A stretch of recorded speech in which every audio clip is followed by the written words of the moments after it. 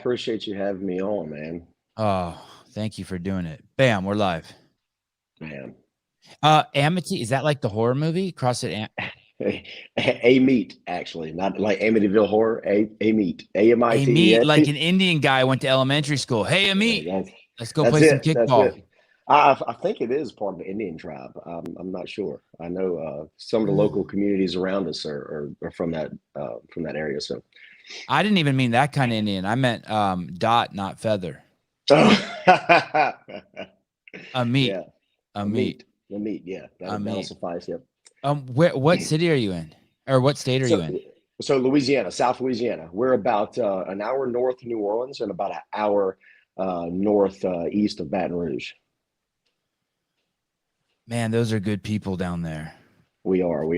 Yeah.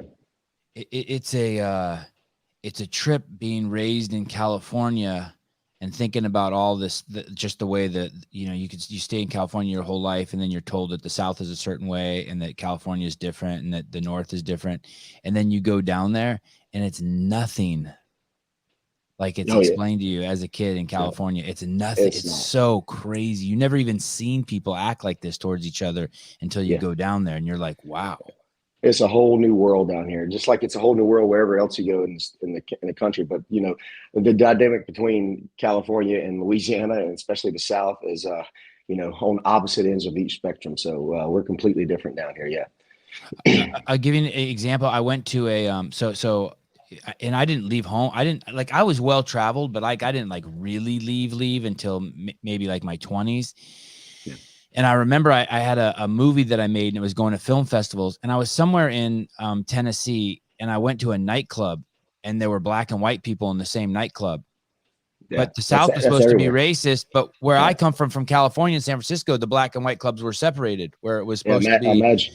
where we were Imagine supposed that. to be open and welcoming. Imagine that, dude. It's I'm so like, what integrated. the fuck is going on? It's people have such a false misconception of how we are down in the South. We're Yeah. so integrated. It's unbelievable how integrated we are. And I mean, black and white couples are so common here. It's we don't even notice it.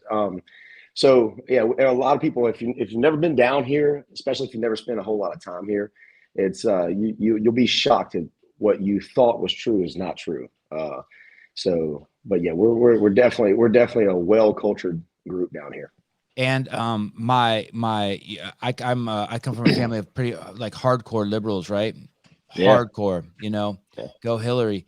And my sister married these fucking piece of shit Republicans from Texas, and we go down there, and the men stand up every time someone enters the fucking room, Yeah, and my it's a mom's whole. blown away Yeah, oh yeah, yeah, because you yeah. won't see that It's shit in California. you Men don't ain't see that standing up stuff. for nobody. No, And I no, was like, no. and everyone's familial and everyone makes eye contact and everyone shakes your hand. And I'm like, these Mm-hmm. savage Republicans, they're not They're terrible. savages. They're terrible. They're terrible, I aren't was they? Yeah, like, we're what the horrible. hell is going on? We're horrible. We're It's horrible. so different in California. Yeah, it is. It is. I spent some time there. I was stationed there. Well, not really stationed there, but I went there. I was in the Marine Corps for a while, so I spent some time out there, and it was, and I wasn't aware, politically aware, back then as much as I am now. Because I joined the Marine Corps at a young age, as almost, as a teenager, and so I was very unaware. But it's still there. It stuck out like a sore thumb, and even more so Just now. because of how polite you were and familial you were, as That opposed to everyone in that California is kind of like more. Yeah, yeah, and just when you speak to someone, I remember getting looked at like I was crazy. Hey, how you doing? And open the door for someone. I had a lady get offended that I opened the door for. She kind of looked at me like I was crazy, and she said, "I can handle the door myself." I said, "I'm sorry, yes, ma'am," and I went about it. Yeah, yeah, it was ridiculous. Well, So I'm thankful, even though I was raised like that. My mom did make sure, maybe that was the Armenian in me, but once I started off as a young man, when women enter the room, you stand up. And then I just integrated it to any time enters the room, show everyone equal respect, stand up, shake sure. people's hands, make eye Yeah, contact, yeah, hold doors open. especially the first time I meeted him for sure. Yeah, Yeah. yeah, Or just like really, even my good friends, right? yeah. Like even my good friends stand up, that was one of the coolest things about working at CrossFit. Greg would if someone walked in the room, he would stand up and hug them. Yeah, so a lot of people think Greg was like an asshole because the only thing they see is what what he has on YouTube and his interviews. And I mean, he is arrogant, but rightfully so. I mean, I love that about him. But he's not the asshole in person that everyone portrayed him to be. No, He was phenomenal. I love him and I miss him, to be honest. So that's I very get. loving man, Yeah, yeah, physically loving to everyone. Like, yeah. yeah, cool. Hey, it's funny you say that. This is not how I thought the podcast was going to start, but I was listening to a little bit to the new CEO being interviewed by Stefan Roche. It's a 20-minute video. I probably got like 15, 17 minutes through it. Sure. And the stuff he was saying, I don't think it's what the community needs. It's I haven't seen that interview. Okay. I haven't seen it. I haven't seen it yet. He comes across very polite, very kind, very interested in learning, very interested in being open, but it's how I feel about politicians. It's like when Elizabeth Warren said the majority. She was do you know who that is? Some politician. Yeah, absolutely, lady? Okay. absolutely. Okay, yeah. So she was saying that the majority of the country wanted Roe versus Wade to stay in place, and therefore it should stay in place. And I thought, wow, she doesn't understand how the country works. She doesn't. It has nothing to do with what the majority of the people want. Like the majority of the people in the country could want to kill Jed Rogers because he wears yellow shirts, but our Constitution protects us from doing. Absolutely. Even if it was 99% of us wanted to kill you, the Constitution is to protect us from being animals. Yeah. So you're also. And I'm like, and I want a CEO like that. I want a CEO's like, I don't give a fuck what the affiliates think if they want to sell candy bars. I'm here to protect the methodology until I die. That's also coming from a lady who claimed she was Indian and she wasn't Indian. So, right. Yeah. So, but it's no big deal. Don't worry, Jed. A little bit of lying's okay. Don't worry. Yeah, that's from the Democrats. That's what you get. But so the disappointing if that's the route that he's taking, because as a Marine Corps, as a Marine officer, and from my understanding, he was a platoon commander. It's pretty disappointing that he's taking that road, of responsibility if that's his agenda. But and that's one of the reasons why I got out the Marine Corps actually, is because it was becoming too political, too soft, for lack of a better word, too soft. The intensity for which we enforced discipline and vigilance was starting to fade away because towards the end of my career in the Marine Corps, the war was starting to fade out. In the beginning and in the middle of my career, the war was at its all-time high. So we didn't have time to focus on social constructs that are outside of the military now. And it seems like that's what's happening. We're in peacetime now, so they have a lot more fucking shit to do than focus on combat or discipline. So we got to make sure that we're accepted by society. So it seems like the military has become this huge social project that we have to integrate into, and you're seeing that from its leaders when they eventually get out and how they run things, and even in the military, and then how they run things politically or in a business setting, like the new CEO. And like I said, I haven't seen his interview, so if that's the route he's taken, then that's pretty disappointing. And I don't mean to just come in and bag him. Maybe it's just a short interview. I don't want to say that he should come in and be like, well, I don't know. Maybe he should have come in and been like, hey, I read the first 30 articles Greg wrote in the journal. I'm getting the fucking shit back on track. I wish some of you aren't going to like it, so get the fuck out. Like, maybe that would have worked. The road that Greg has been taking since 2001, I've been in the game for a long time, and the tenacity in which he steered this ship of fitness, and how he took on everything that was wrong about what we thought we knew about fitness. He was the spearhead of it, and we don't see that. We need a spear. We need a tip of the spear. We don't have a tip of the spear now. We don't have a face the way Greg was, and it's pretty disappointing. Because I for one miss him, and a lot of new affiliate owners, a lot of new coaches. It's unfortunate they really don't know who he is unless they learn about him at the level one.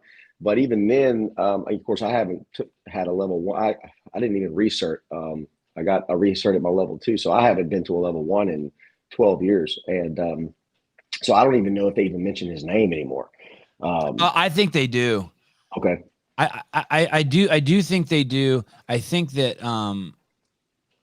even when I would interview during the games, I interviewed Adrian a bunch of times, half dozen times.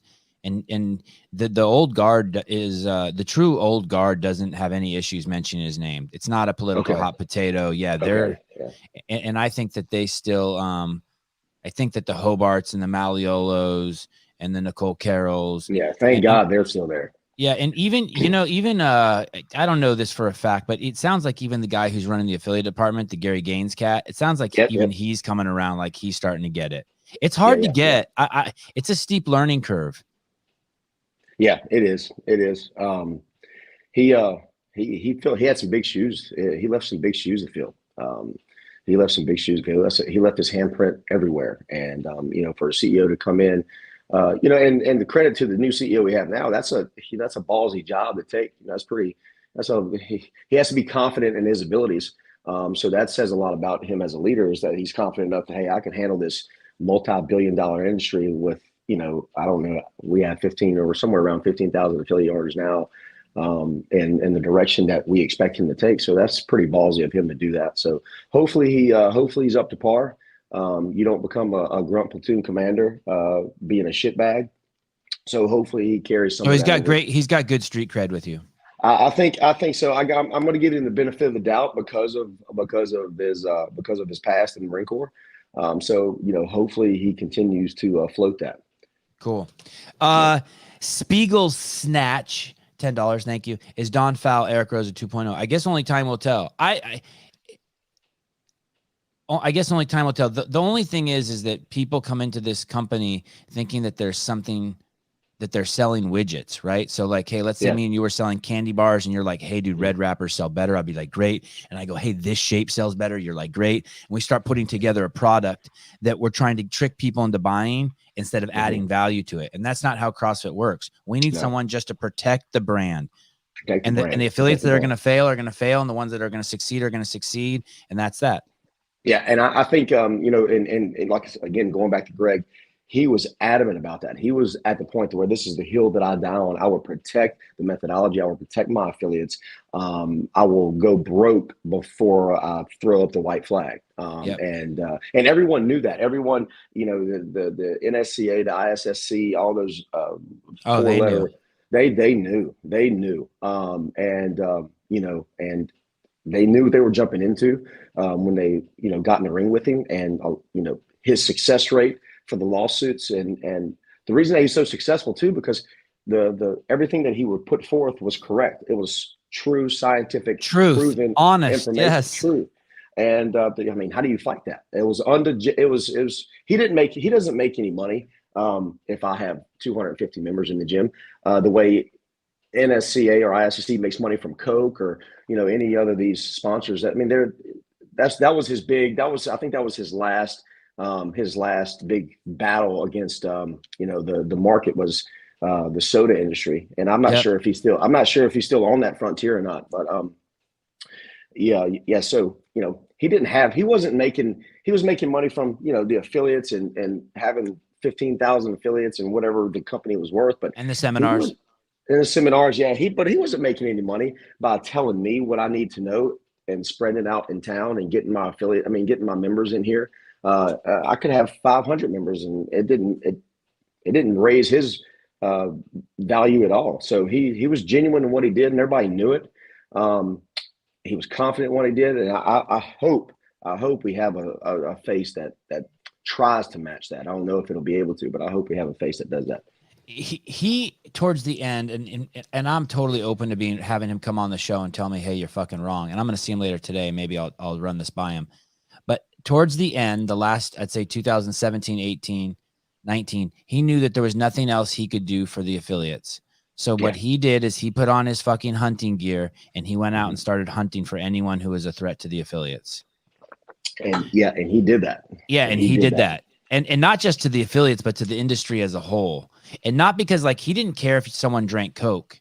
People have it all wrong. He just didn't want Coke involved in exercise science. He didn't want them absolutely bastardizing the science. That was it. Yeah, sure. I mean, it's all over the universities. You go to like LSU is Louisiana State University here in Baton Rouge, is 45 minutes up the road, and their sponsorship is Powerade, and Powerade's owned by Coke. So if in an exercise phys class, the minute they start, it's all if Coke is giving them millions of dollars, they're not gonna preach a doctrine that tells or influences people to stay away from those sugary drinks. You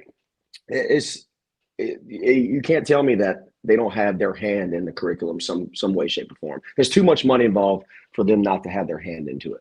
Right. And look who started. Are CrossFit Amity shirts available online for sale?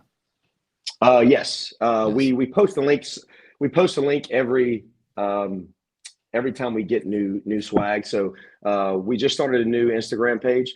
I know only four posts. Yeah, so we had 4,000 people following us, and we had like 200 and some, several thousand posts. We got compromised, and for some reason, Instagram completely deleted our page because we couldn't be verified. We got compromised, and I'm not sure how that happened, but we're ready to restructure anyway. We're getting ready to move into a brand new facility, so we're excited about kind of re-energizing the gym and making new posts. And it's an old website. Yeah. When did you open the gym, and why'd you open it?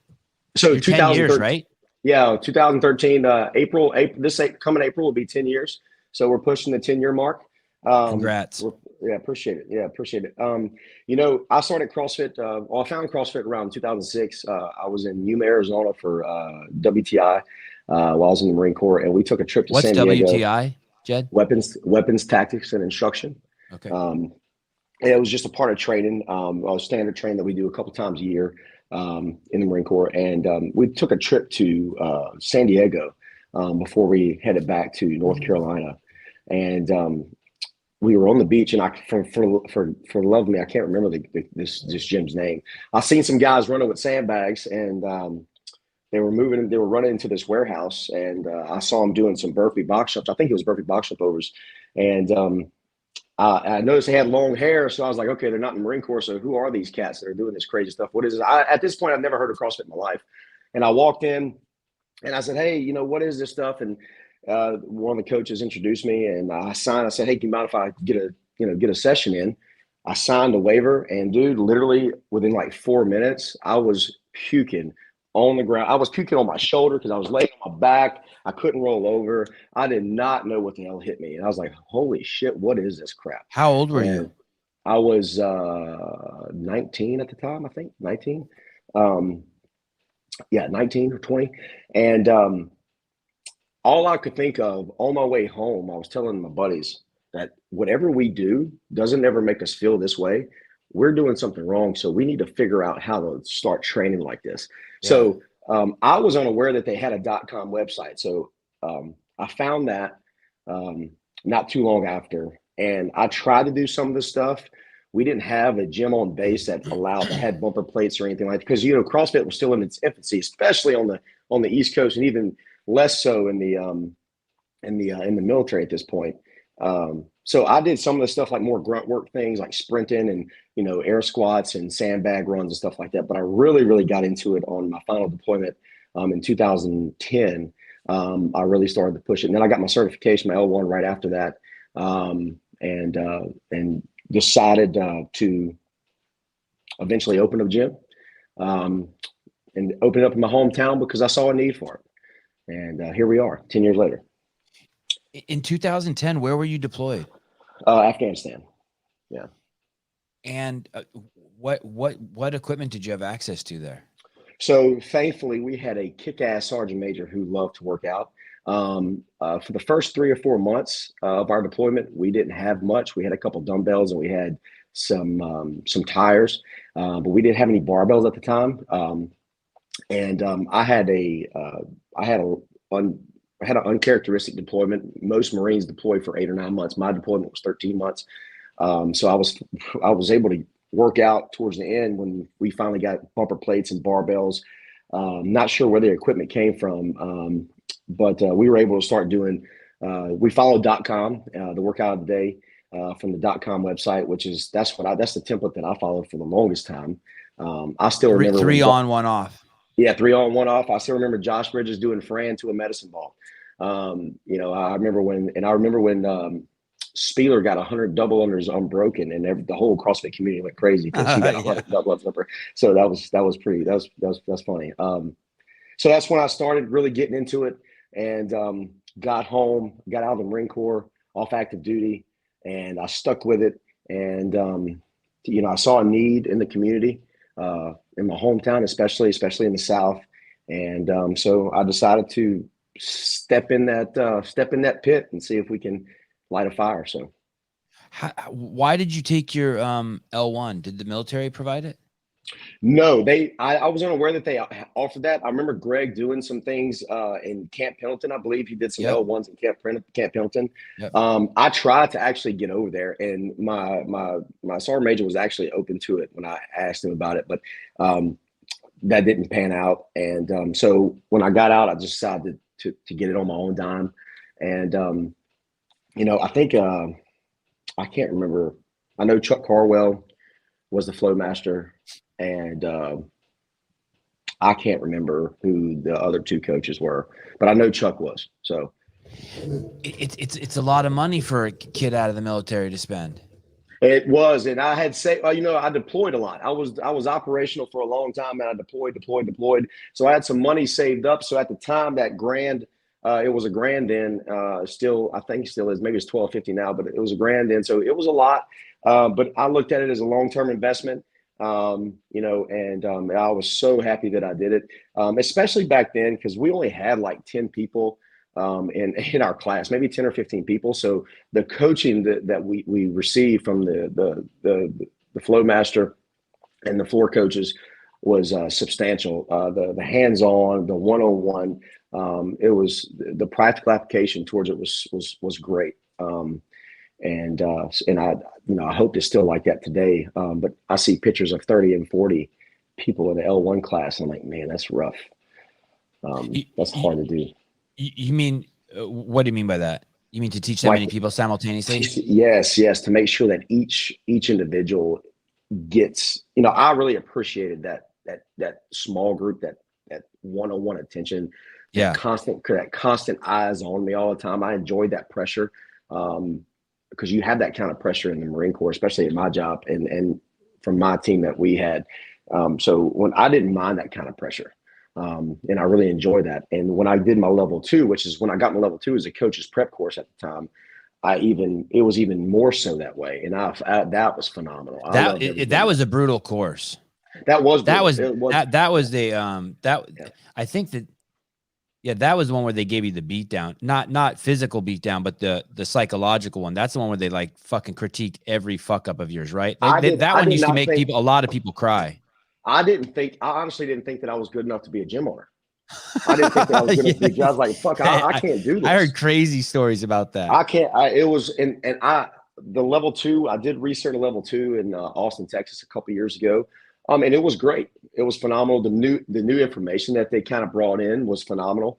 But it was nothing compared to the coach's prep course as far as the critique. I mean, I think they changed. They want to make people, in a sense, kind of happy and feel fulfilled when they leave.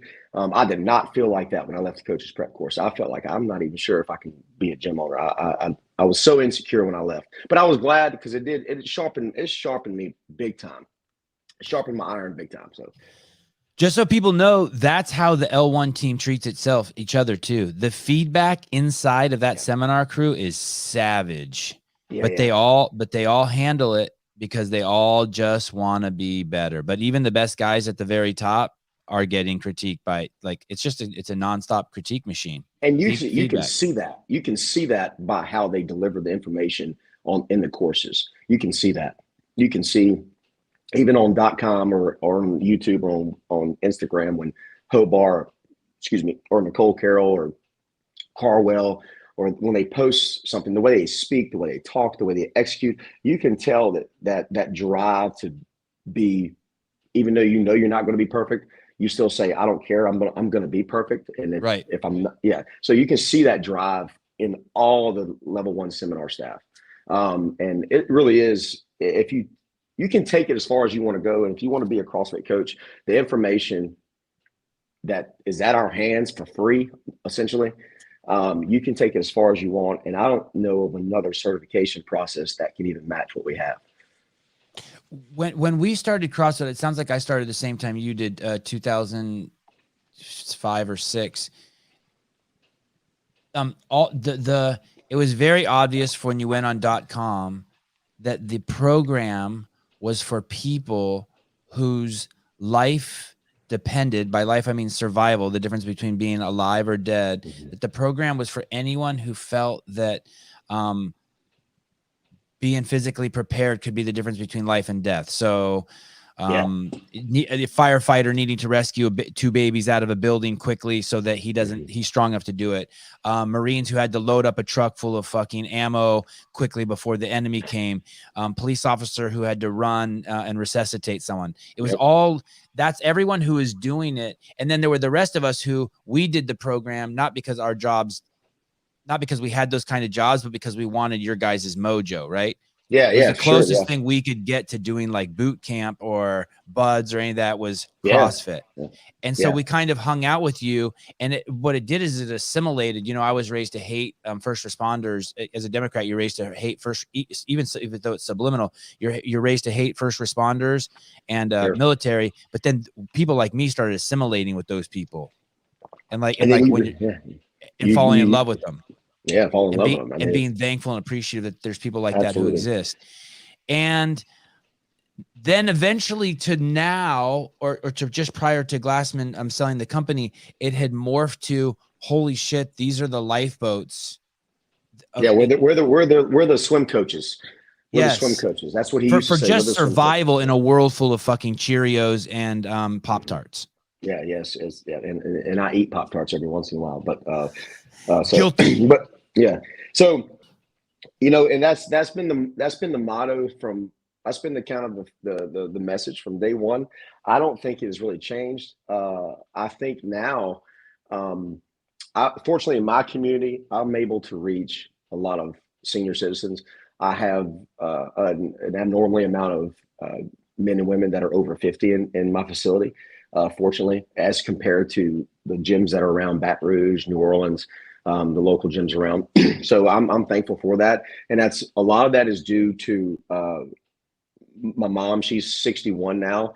And she's been doing it, since I've opened, and she's in phenomenal shape. And what her testimony and what people see that she's able to do, that kind of influences ladies and men her age to kind of ease in there. And I've had to figure out a way to be more diverse in the way I coach and the way I program, because my demographic is smaller. My community is smaller. So I can't target the mid-level 20 to 28-year-old fire breathers that, just want to go hard every day. I have to be inclusive to everyone. I have to figure out how to make a program, how to coach a 60-year-old, and I also have to figure out how to be attractive to the 18-year-old athlete that could be going to college. So that was a challenging time for me, but now, I have a good team in place, and we have a good program set up. And so now you see people who, firefighters, police officers, military police, that were using CrossFit as a tactical application operationally. You see people having that same mindset, says, hey, I want to attack it so I can stay out of the nursing home. And that's where we're at now. And, I'm so happy and thankful for it. So. And they can still be hardcore. My mom's 78 or 79. She goes to CrossFit still, and they still do. You just flip a smaller tire. She still pushes the sled. She still has the rope and she drags the sled. They still like let you build that mentality. And I'll tell you, a lot of 78-year-olds can't walk around in my backyard because they'll trip into a gopher hole. They'll trip over a hose. Not my fucking mom. She'll be back there with the grandkids. Absolutely. And it's all because of CrossFit. My mom will start crying occasionally. She's not like that. If being so thankful that CrossFit got introduced into her life. Absolutely. And you know, when people see what my mom can do and other Yeah. 50-year-olds in the Yeah. gym and 60-year-olds in the gym, they're like, oh my God, they're so amazing. And to their credit, they are. They put in the work. They had the dedication. They had the persistence. So yeah, they're amazing, but they're But not they're doing not anything. special. They're They're not amazing, special. but they're not special. Not Yep. special. They're not Yep. doing anything that you can't do. Right. And we're working on that. Yeah. Where people are starting to see, Yeah. it took a while because even then we're nowhere close to where we want to be. Like I said, we're moving to a new facility. I'm able to branch out and kind of target the older crowd and the younger crowd. I'm able to kind of branch out a little bit more and kind of be a little bit more diverse to get more people in there. But we have what I consider a pandemic of obesity or in our community. You can't go anywhere and probably 95% of the people in a restaurant, at a grocery store, a retail store, or not even overweight, but morbidly obese. And people like myself and everybody in our gym, we're definitely the oddballs. We definitely look like the oddballs. And it's not just my town specific. It's all over the South, from Louisiana all the way to South Georgia, North Georgia. You take a paintbrush and just cross it, the Mason-Dixon line, and everything below the Mason-Dixon line, it's a pandemic, and it's terrible. So the job is nowhere close to being done. Not even close. Do you? By the way, incredible that you're still inspired after 10 years. I mean, you sound so inspired. Yeah. I love it. I really do, man. Will you? I used to trip. Like I would be like, I would be at some burger joint with Greg, and there'd be some dude filling up a Coke, and Greg would walk over to him and be like, "Yo, that shit'll give you type 2 diabetes." And the dude will be 200 pounds overweight, and the dude will be like, Greg will be like, "Hey, that'll give you type 2 diabetes." I'm like, "Oh fuck, here we go." Yeah. And the dude will be like, "I already got it." And Greg's like, "Oh, cool. All right, cool. Well, hey, there's a gym over here, CrossFit, blah blah blah." And I didn't even know Greg knew that gym was there. And he'd be like, "I want to give you, go in there and tell them Greg to bill me, Greg Glassman. I'm Greg at CrossFit, and go in there, and you got to lose weight, and they'll start helping you get off the Coke and that." Yeah. Do you do that shit? So I do. Well, you just roll up to someone at Walmart and just be like, "Hey." So the people I know, or even are acquainted with, I do something similar to that. Yeah. I had, this story came into my head when you said that. Had a lady about 6 months ago, inquiring about a membership, and she came in. She did my 3-day kind of like on ramp, just to see how it was. And she's extremely obese, and and I gave her some nutrition platforms to follow, and all of that was free, in hopes that she would join. And a couple of weeks later, I saw her at a local restaurant, that has the opportunity, that has a menu to eat healthy, Right. chicken, veggies, fish and veggies, lean meats and veggies. But they also have an unhealthy menu, fried stuff, fried rice and all that stuff. And she had a big plate of fried food on there. And I just walked up. I said, "Hey, you're not going to fix those issues that you came to me about by eating this shit." And I said it just damn. like that. Yeah. And she never did join, but she didn't join anywhere else either. So, it's a choice. And Right. I feel like, and even if you hurt her feelings, maybe someday she'll be in the shower and she'll be like, "Fuck that one motherfucker, Jed Rogers. He actually cared about me." Yeah. And I mean, I think, I'm not a psychologist at all, but I don't pretend to be. But I think part of the problem is, because we see it in kids, we're so scared to tell these kids, like, "Hey, it's not okay to be fat. It's not okay. It's not okay." You put a stress on yourself first, and then eventually, as statistics show, you're going to put a stress on your family members through doctor bills or having to take care of you in the future. Right. And then you're going to put a stress on your own self-esteem when you start identifying yourself with what social group you want to hang out with. You're going to be insecure, and you're going to blame it on everybody else. "Oh, they don't like me because I'm fat." No, they don't like. We don't not like you. You put that insecurity on yourself. I see that my entire family. They may get it, if they watch this, they may get upset, but my entire family is unhealthy with the exception of a few people. And I've tried for 10 years. The only individuals in my family that I've gotten in my gym are my mom and my cousin. I got a first cousin that comes in. He comes in, on a couple of weeks. My mom comes every day. I tried to get one of my grandmothers in there. She's hit or miss, but no one else. And it is disappointing. My brother's healthy. He's lean as can be, but he doesn't work out. But I'm trying to get everyone in my family, but they just won't. And I have a history. I have a terrible history of heart disease in my family, of chronic disease in my family. And why do you think you got your mom in there? Mom's been very supportive of my brother and I for everything we do. I don't care if I started a whatever I started. If you were dealing weed door to door, she'd help you. With the exception of that, but if I open up a snowball stand, she's a very moral woman. But if I open up a snowball stand, she would be the backbone of my snowball stand, kind of the way she is in the gym. So whatever my brother and I do, she's very supportive. And she was working out a little bit before, but nothing to the extent. I have my stepdad's. He's very health conscious. He works out at his house and he stays active outside in the country. So she's always been healthy conscious. But we really stepped on the gas when we opened the gym. She's been there ever since. So my brother and I are blessed to have a mom like that who's very supportive of everything that we do. But but that's the issue is, and it's still an issue. And it's the same story of every other gym. I got a buddy of mine who owns a gym in about 40 minutes from me, Justin King. He's actually a masters athlete, competing in the games this year. Justin King, 40 to 45 year olds, 40 to 44. And he owns Slinging Iron, CrossFit out in Walker. Does he squat below parallel? Oh shit! Yeah. All right, just checking. Yeah, he can for sure. He doesn't have any knee problems that I'm aware of. He used to have a bum knee, but I'm not sure if that still exists. But anyway, so he has the same testimony. It's hard to get his family members in there, and we have the same. Everybody around here has family members. The majority of their family that suffer from chronic illnesses. You can't find a family that doesn't have chronic illnesses around here. Meaning self-inflicted from bad lifestyle choices. 100%. 100%. And I do a good job of bringing in the attitude to my members that it is your responsibility. I tell people all the time, it's okay if you're fat now.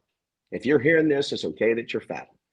What's not okay is that tomorrow when you wake up, after you heard that, you think it's okay and you don't do anything about it now. So it's okay. There's nothing wrong with you being fat now, but let's fix it. Let's go ahead and let's make a positive change. What's not okay is that you choose not to do anything about it after I told you. And my members who come in that are overweight and obese, we have a sit down conversation and a very sensitive conversation. I'm very sensitive to how they feel because that's rough, Right, and when they realize that the hole that they've got themselves into, it hurts. So I'm sensitive to that, but I'm also a point like, hey, you can't miss. You can't be coming here 3 days a week. You got to be here 4 to 6. You can't be eating bullshit. Hey, when can I have a cheat meal? Don't even ask that right now. Your whole life was a cheat meal. Right now, we're not cheating. Right now, we're not focused on that. And they're adopting that mindset. They're asking me nutrition questions. They're coming into my office and, hey, what do I need to do? Can I get an in-body scan? Or, hey, can you give me some extra cardio? Hey, what about me coming at 5 a.m. and doing some cardio? And then coming in the evening sessions and getting the group session in? I'm like, yeah, sure, let's go. Hey, can you write me my macros? Or can you send me, anything? And I love it. Keep coming. So. Do you think that, I don't know if this is because I'm a CrossFitter, but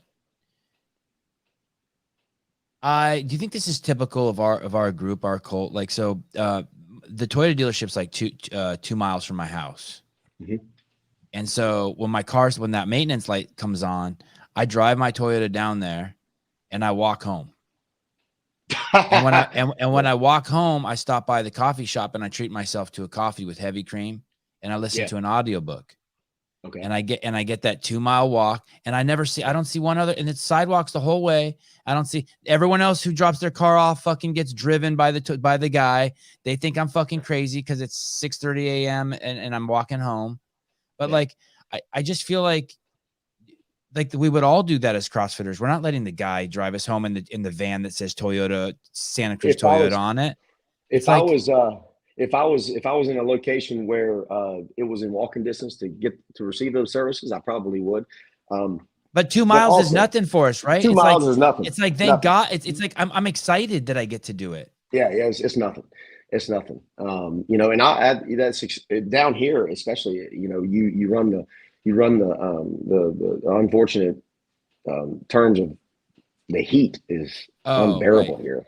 Okay. It's especially lately. It's been hot. So I tell we don't stay inside because of the elements. So I tell my members all the time, especially those who work in the hospitals, which is I have several members who work in the hospitals.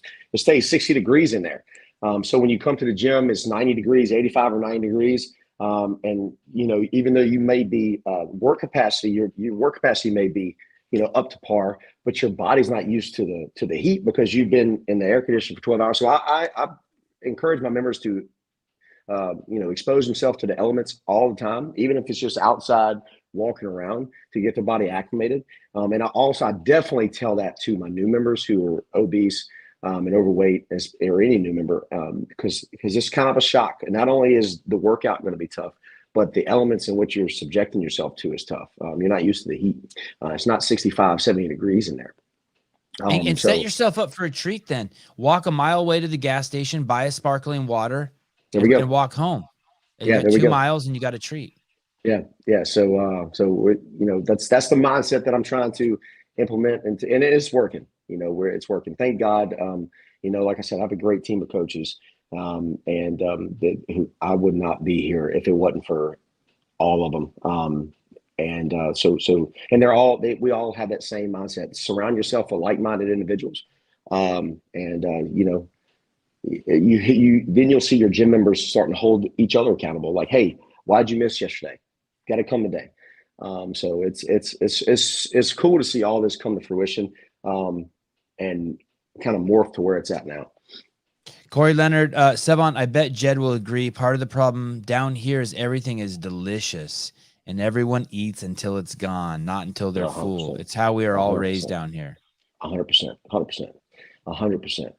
So if you want to treat yourself, you have an unlimited access and amount of places to treat yourself. And it is tough. We're a big time food industry down here. Our food is delicious. I've been all over the world, and there's no better place than, I'm biased obviously, but there's no better place than South Louisiana in terms of food. And I love fried food. So I don't want anyone thinking that I don't eat, because I eat. I'm going to do as I say, not as I do type guy, especially when it comes to nutrition. I do try to be a lot more conscious about it. But I love fried seafood. Love it. We all do. We love fried chicken. We love fried seafood. We love the sugary sweet tea. And that is a treat. I'm not saying that doesn't happen. But you got to be aware of the unfortunate events that come with it. So it's hard to do down here. When you joined the Marine Corps, how did your mom respond? Did she cry? Was she scared? Was she proud?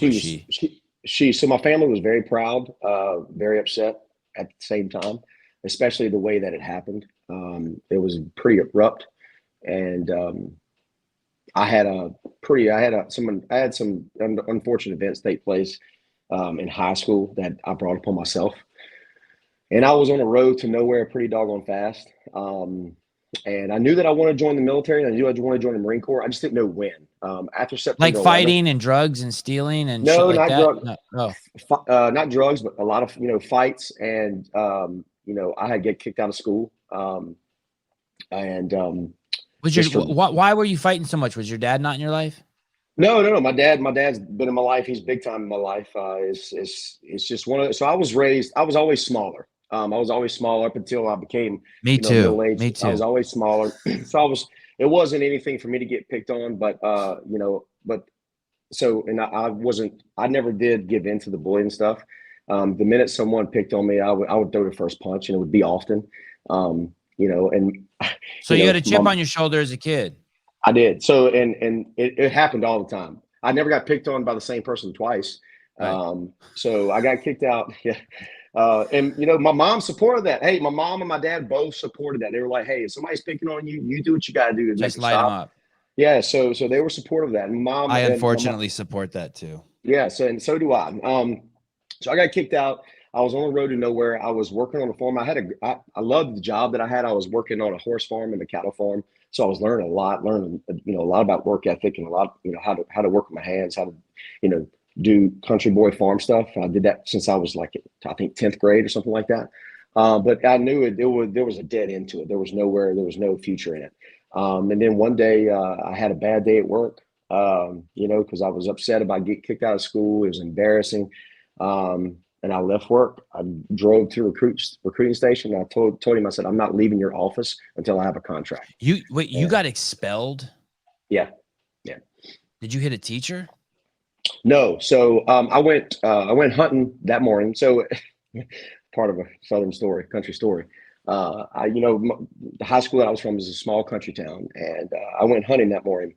And that doesn't even, like, people in California can't even imagine that. You woke up in the morning and you went what were you hunting? Like pheasant or? No, so I was hunting turkeys at the time. Okay. Same thing does in California, birds. Yeah, I don't even know what a pheasant is. I just said that to act cool. Yeah, I wasn't even a turkey hunter then, much as I am now. But so I went turkey hunting, and we didn't have to wear uniforms at school at the time.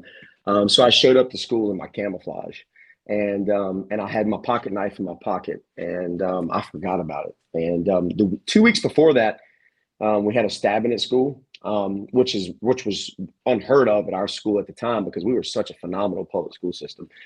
And the new school board judge wanted to make an example out of the next issue that came along, and unfortunately, I was that example. So he didn't give me any kind of amnesty. He didn't show any kind of compassion. It wasn't even a question. Boom, he expelled me, and I had to return to school the next year.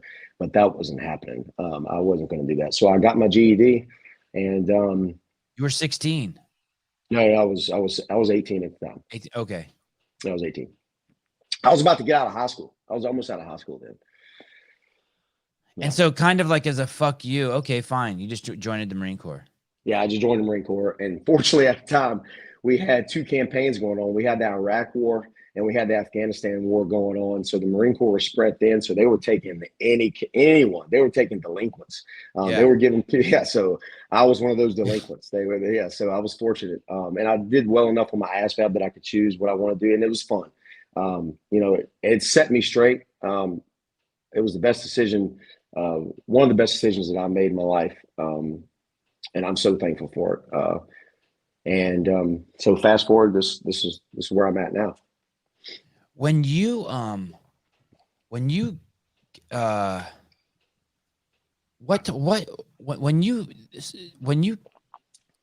killed this turkey? Yeah. And then you eat them? Yeah. I actually have that turkey breast in my freezer. When you kill him, what emotions go through you? Like, is it it's like lighting somebody up on the football field.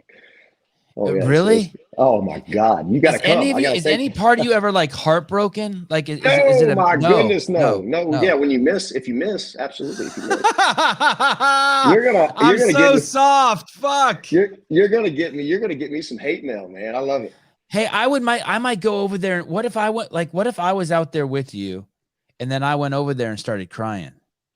Oh, you gotta suck it up, dude. That's not allowed. Yeah, it's not allowed. Yeah, we don't tolerate that. Yeah. We don't tolerate that. Would it go away after I ate them? Would after, if I shot them and then I was sad and then we cleaned them and I ate them, then would I be like, well, now I get it? If you don't get excited about the hunt itself and then the success of killing and something, then you're not. Then if you can't get excited about that, you definitely won't get excited about eating it. But no. So the eating them is just a bonus. The most fun part of the whole hunt is the experience of the hunt. Calling him, tracking him, calling him, actually seeing him face to face, within 10 to 15, 20 yards and pulling the trigger. I've deer hunted and there's nothing like it. Turkey hunting is phenomenal. You're going to get me a lot of hate mail now. So people are going to message me, but I hope they do. I'm ready. The thing is I don't think those people have never done it. No, they haven't. They haven't. And, a lot of those same people eat beef from McDonald's. So they're stupid. But I mean, I was that kid. Like, and I remember in college, my friends would go fishing, and I would go with them, and they would be like, "Hey, I'm gonna take a piss. Hold my pole." And I'd be like, "No, fuck that." And they're like, "Why?" I'm like, "What if a fish fucking bites the end of it? I Yeah. just can't." Oh, good. We got to get you on a hunt, man. We got I to get you on know. a hunt. Rich, are you, I mean, I know you know Rich. Rich hunts a lot. Yeah. So You shit. know what I'd like to do? I'd like to go. I had a friend who went out on some like fucking multi-million-dollar sailboat for 2 weeks, and he said the chef would just jump overboard, bring in a fucking giant fish, splice it open, and they would just eat sushi right there, just raw. That's great. That's great. That sounds That's amazing. a lot of fun. Yeah, that sounds great. And there is some sort of appeal, like with the Liver King shit. Like there is some sort of appeal to me, as crazy as it sounds, of right there when you kill the animal to eat some of its shit raw, like its organs. I'm not going to go there. No, that's not. I'm not. No, I'm not that Just intimate. grab a big old handful of cock and start working on. No, no, I can't do that, bro. I can't do. I can do that with fish and tuna. I can do that with tuna. I mean, doesn't that sound crazy to be on a boat out in the middle of nowhere and just eating raw fish, just the best sushi you've ever had? So I've done that before as far as tuna fishing goes. Yeah. But as far as like, killing an animal, a land animal, no, that would never happen. I would never do that. No, you have no problem eating a giant fucking tuna cock, but if it comes off a cow, no way. Yeah, absolutely not. Never. You have your boundaries. And no. You take your L1, and can you imagine why wouldn't, it's only 2 days, why wouldn't they have every service member in the United States military take that? Wouldn't that be just, because wouldn't that alter the way our military operates? My view on the way the military should operate, I'm sure you share the same sentiments, but I think, again, this is no offense to people who are overweight, but I don't think there should be any bend whatsoever in the military as far as accepting overweight people. Absolutely not. We have being overweight in the military. We're talking about in the military itself. Being overweight shows a lack of discipline, and discipline is the foundation. It's the bedrock of what our military is based off of. So if you're overweight, immediately you're undisciplined. But Jed, you could take you could take 500 fat dudes and in 3 months fucking clean their shit up. Be like, hey, this is what you're going to eat. You're going to walk and run every day. This is the PT, right? I mean, you could clean those dudes up. For real, but absolutely. But the problem is now the military doesn't enforce that. And they'll say they do, but they do not. They do not. They will not do that. Now, especially more than ever, social media, anytime someone gets their feelings hurt, they go up the chain, they complain. So those who are in charge, the head sheds who are trying to make these soldiers and Marines and airmen and sailors adhere to the fitness standards and the body weight standards. All you got to do is just cry and say, hey, they're fat shaming me, and bam, they're scared to touch you. They're scared to say anything to you. It's especially in combat roles where you see a lot less overweight people in direct combat roles, but it's still, it's you have a perception. Being fit and being able to look good in uniform, it's to me that's supposed to be part of our repertoire, and you're seeing a lot less of it. You're seeing a whole lot less of it, even in the special ops community. I have some buddies that are still in the special ops community. The standards are starting to drop. They're starting to say, okay, we slide this under the table since you didn't pass there. And I still have some buddies that are still in the Marine Corps, and they can't force a Marine to PT. In some instances, they call it considered hazing. And you'll have some people say, oh, that's not true. No, it's true. Back in the day when I was in, if you were overweight and you couldn't make it, you better stand the hell by, because you were about to have your life changed. That was about to be the center and focus of everything that you did. You're going to watch what you eat. You're going to PT when we tell you to PT. You're going to get your weight checked. And we hazed you a little bit, but at the end of the day, those Marines came out better because of it. And it shouldn't be accepted. It shouldn't be accepted in the firefighting community. It shouldn't be accepted in the police community, in the law enforcement community. I just don't see. And the reason why it shouldn't be enforced is that you're taking an oath for a job to save other people's lives, and now you've done something to actually put other people in danger. Correct. The exact opposite is happening. It's not because you're fat. It's because you're fat and someone else might die because you're not taking your job as seriously as they are. Correct. Perfect example. Or so worse than that, you're actually instead of making the team stronger, you're making the team weaker. Absolutely. So a perfect example. I have a member named Herman Newell. He's a state trooper for Louisiana State Police. He's been with me since I've opened the gym. So shout out to him.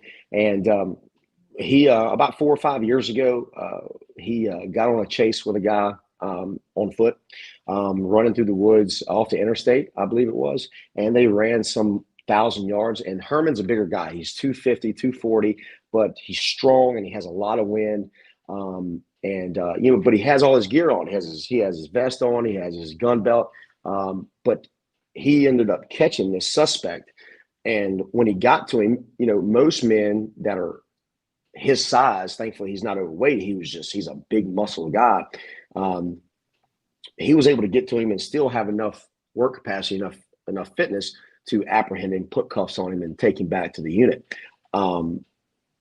I know police officers all over the place that couldn't even make the run, much less that happened. 1,000 yards is a run. What if that suspect noticed that police officer was, fatigued and turned around and came back and fought him? He wouldn't have the ability to defend himself, and bam, and you see that before. It happens. Right. It happens, and then you're probably more likely to grab your gun the more fatigued you are, because the more scared you are. Yeah, absolutely. Yeah. And you make a bad situation even worse. And then we had a situation about 2 years ago. Next door neighbor's house caught on fire when I was about 2 years ago. One of my next door neighbor's house caught on fire, and it was a pretty substantial fire. And a couple of the boys that were fighting the fires, the firefighters, they started getting fatigued, and they were only on the call for like 30 minutes. Now, granted, it was hot and they were in full gear, but they were fatigued. And I found that unacceptable. I find that extremely unacceptable. I don't find any tolerance. And if you want to be treated with a certain level of respect because of your responsibility and what you do for a living, then gosh dang it, your fitness and your mentality should reflect that. I'm not going to speak to you sensitively like a client who's 40 years old and overweight and wants to change your life. That is you want a man-sized job. You need to be taking man-sized responsibilities. And to me, being overweight in a job that requires you to save lives should be absolutely unacceptable. Dude, that's a great shirt. Man-sized job, man-sized responsibility, personal responsibility. Like I'm gonna coin that. You already did.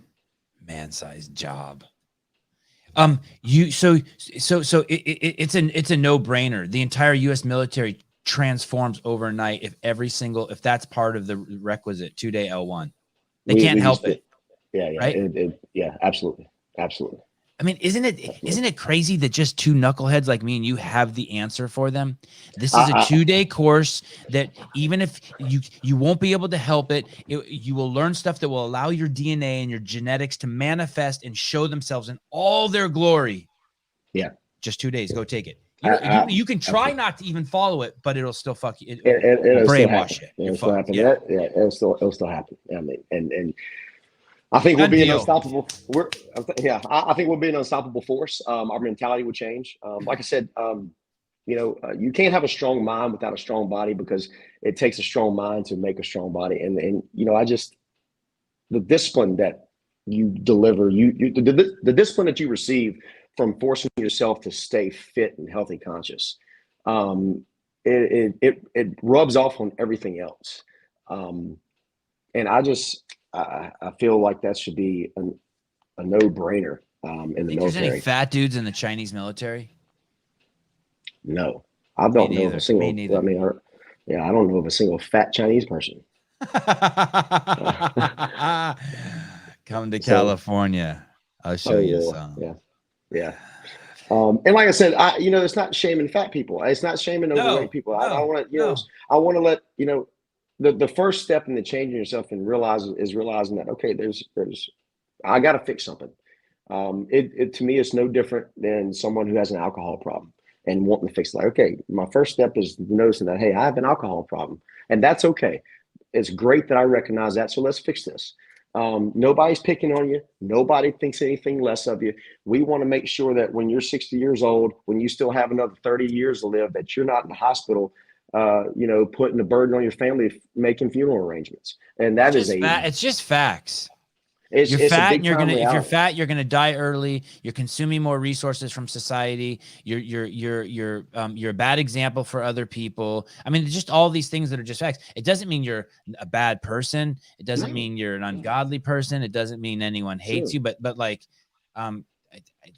I'm short, my nose is big, and my kids are never going to be 6 feet tall. It's like breastfeeding is better for kids than not breastfeeding 100% of the time. But you're offending me. I can't breastfeed. I can't. I'm not. Yeah. It's just the facts are the facts. That's Blasting right. turkeys is an asshole thing to do, and I just can't help it. It's just that, no, I'm joking. You come do it. You'll love it. So that's what. Yeah. So and that's my main objective here. And I'm. All of my overweight members it won't be long, they won't be overweight. I show them a lot. Even if they are overweight for 10 years, I've never had the body I've wanted my whole life. I still try. Yeah. Every day I try. I look at food and I still try to make good decisions. Yeah, absolutely. And so do they. Look. And it's just about trying. It's just keep trying. Keep trying. I'm fulfilled trying. I'm so fulfilled trying. And what do you lose by being healthy conscious every day, by making the gym one of your priorities? What do you lose? You have everything to gain. And you're a good example for other people. Now that I'm 50 and I have kids, it's so important to be a good example. Children. And that is another avenue that fortunately we're able to jump into when I move into this new facility, is I'm going to open up a kids program for sports, but more so, we did a kids camp this summer, and it was a phenomenal hit from the ages of 6. Yeah, there it is. From the ages of, I think around 5 to 9, I believe it was. And it was such a phenomenal hit. And these kids bought into it hook, line, sinker.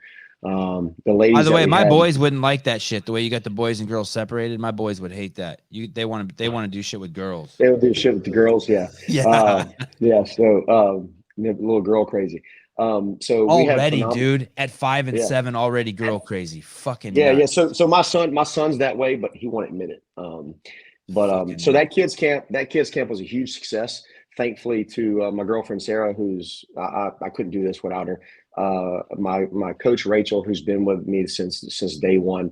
Coach Laura, and we had a couple other gym members help. Thank God, out of the goodness of their heart, Angel, she helped out a lot. And BJ helped out a lot. But anyway, so they really bought into this. The parents loved it. And most kids camps are from 8 in the morning to around noon. There are a few hours, but we push this sucker all day from 8 to 3.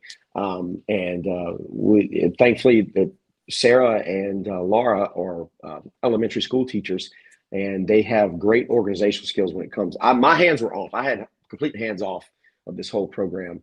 And we just wanted to test the waters and see what we could do and how we can implement this into our future program. And it was a big, big hit. And it's going to be a permanent program when we move into this new location. And we're going to have educational nutrition classes.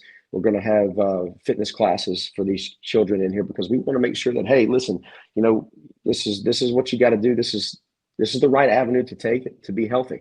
And we want to make health an absolute priority, around our whole community. You after you take your L1, do you know that when does it start to seep into your brain, like, oh shit, I'm going to open an affiliate? That was my whole purpose of taking my L1. It was okay. Yeah. And why did you want to open a gym? Didn't anyone tell you that it was going to be hard? Yeah, they told me. I knew it was going to be extremely difficult. I didn't realize how difficult it was going to be. So even though you knew it was going to be hard, it was even harder than that. Yeah. So when I was in the Marine Corps, thankfully I had great leaders to teach me how to be a leader and teach me how to teach and teach me how to explain things, but only from the Marine Corps side of the house, very intensely, very short-tempered in a sense, but very effective, very deliberate. And I realized very quickly that I could not carry that over into the civilian sector. because you would lose business quick. So, and it was rough on me at first. You still are pretty hardcore. You're pretty hardcore. Yeah, well, yeah. So, if this is the toned down version of you, I can only imagine what the other version would be. Comparatively speaking, I like to be that way because we're just too soft in society in general. So, so I had to learn how to be a people person. Coaching wasn't the coaching aspect came pretty easy. It was the how to. Oh, can you hear me? I lost my. I can't. I hear you. Okay, great. Coaching was the easy part as far as like how to teach people how to move, but just like they teach it to L2, different people respond to different tactile cues, verbal cues, visual cues. You got to learn how to communicate and deliver that information to different people. And some people don't come in there ready to be intense. And I didn't care about that at first. And I realized pretty soon that if I want to make this career, that I have to figure out how to still enforce discipline, still enforce a disciplined mindset, but also be welcoming and a little bit. I do not want to use the word soft, but a little bit more, I guess, diplomatic and sensitive to someone's personality. Give me an example of that. Okay, so we have my football players, my baseball players in my gym. I show them no remorse. I have kids from around 15 or about 13, even my females, my softball players, who I'm actually pretty doggone hard on my softball players. I show them no remorse. I don't put up with any kind of late to class or anything like that. I'm very deliberate in the way I coach. But then I'll have the 25-year-old or the 30-year-old female that comes in and she pays me, the membership, and I'm not going to treat her the same. I'm going to explain to her and be a little bit more sensitive. So if she shows up late, you don't tell her start running around the building, and and I'll talk to you when I'm ready. Now you fuck with me, I'm going to fuck with you, but you will do that. Situation dictates. Situation dictates. Situation, especially with the adults, because for the majority of the gym, if they're late, they have an absolute reason to be, and most of the time everyone's there early. They know what to expect. And, and when they show up late, they have a good reason to be. So, I take every situation as it comes. But, and I understand sometimes that my teenagers, their moms and their parents drop them off. So really that's out of their hands. But I still make them pay every once in a while if they're late. But as far as my kid's tennis coach, if you show up late to tennis, you're fucked. Even if it's the parent's job. And if the parent, one time he told me, he's like, hey man, I told you already, like your kid has to come with fucking pockets. Tennis players have to put balls in their pockets so that they don't lose their rhythm for serving. And then one day I was just sitting there looking at my phone. He goes, Sevan, come out here. And I can't fucking come out there. I'm like, what the fuck's going on? I've been coming here for 2 years. I've never been called out there. And he's like, I told you to put right in front of all the parents and kids. I told you to fucking put on shorts on him. I'm like, oh yeah, sorry. And he goes, the whole team's going to fucking run suicide sprints and you're going to run with them because. Oh, I love that. And I had to fucking run. I'd run suicide sprints with the fucking kids. That. Almost threw my back out. I love it. I love it. I mean? I love it. I love it. I absolutely love it. I wish all coaches were like that. And I was like that for a while. I wouldn't accept anyone being late. I wouldn't tolerate that at all. For a long time. And then I remember my mom and a couple of people say, hey, you got to tone it down. That's what my mom tells me about this podcast. Hey man, you got to tone that shit down. I'm so sick of telling me what to say and how to say it, especially, for at the expense of somebody's feelings. I can't stand that. So it's not my fault you get your feelings hurt. That's if what I say offends you and you don't think I matter to you, then I don't know why it's that big of a deal to say what I say. So I'm not going to be rude and just hurt your feelings. But I mean, if me telling you that you're overweight and you need to lose it because you're going to die soon, if that hurts your feelings, and hey, I mean, it's better than saying, oh, it's okay, because it's not okay. And people like me want to hear that. Oh, I want you to yell at me and be like, oh shit, watch out. There's a car coming. No shit. I love constructive criticism. I had a conversation with a member yesterday. And I told her, like, hey, you tell me, you're outside the box. You're a member. I value your opinion. Tell me anytime you think I need to fix something, don't ever think that you can't come into me and tell me. So Yeah. I love constructive criticism. My wife will be Especially like, as I hey, get there's older. my wife, when I'm driving, I'm 50 years old. She'll be like, hey, there's someone in the crosswalk there. I'm like, thank you. Please tell me, like, please tell me. Like, if I see him, cool. If I don't see him, thank you. I'm never like, hey, don't tell me how to drive.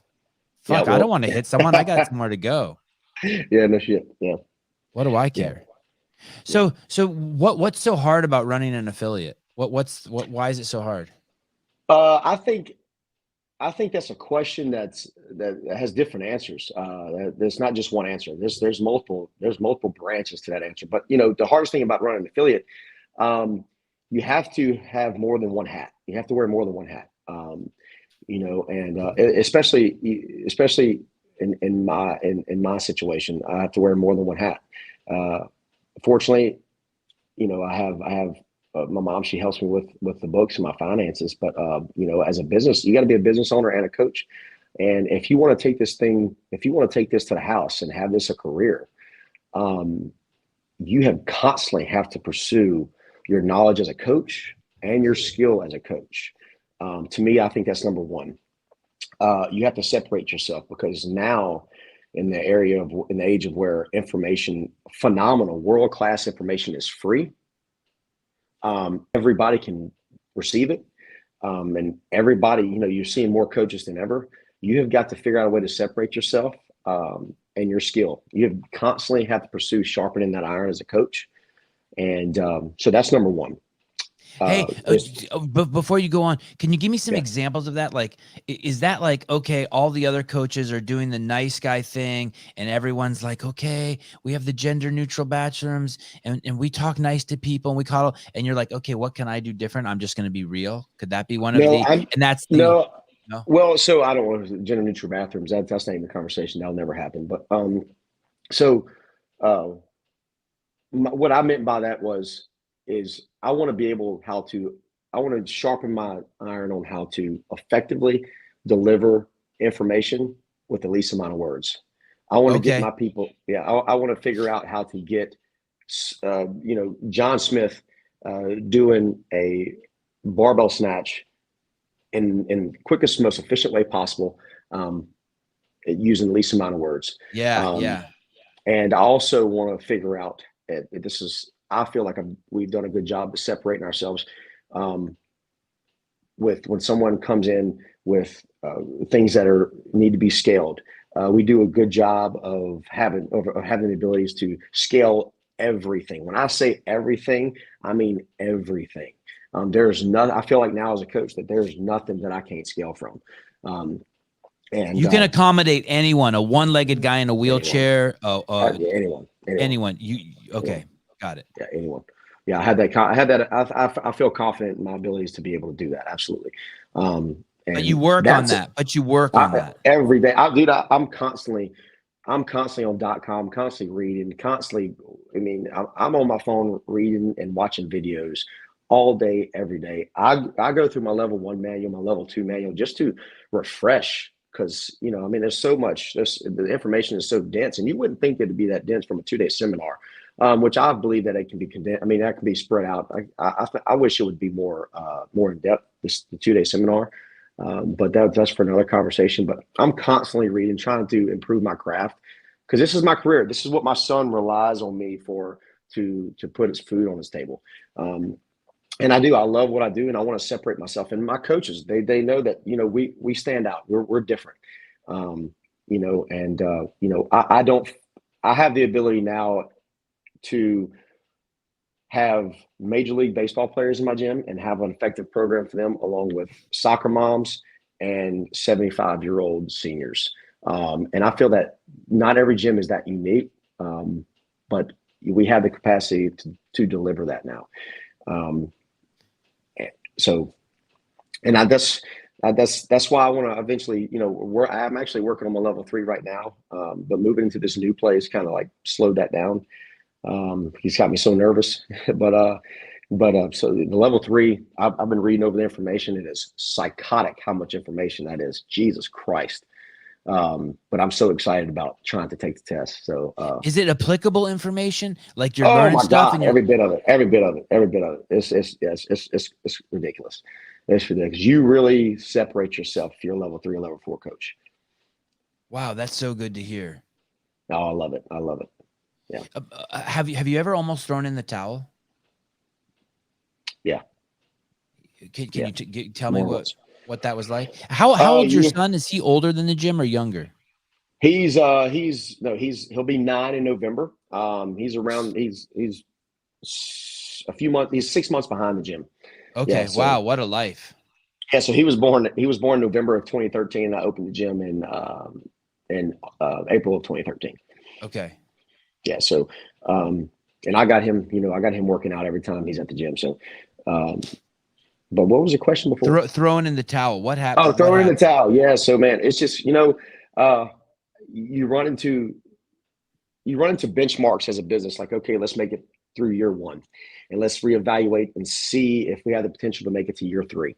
And once you get to year 3, let's reevaluate and see if we have what it takes to year 5. And then once you get to year 5, that's a positive, that's a big check in the box. Okay, let's make it a decade. I almost threw in the towel a couple of times. I wasn't sure if I had what it took. I wasn't sure if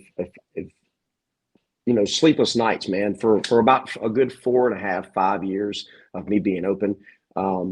Thankfully, I don't have to do this now, but I was there at 4:30 in the morning and I didn't leave till 8:30, 9 o'clock at night. Damn.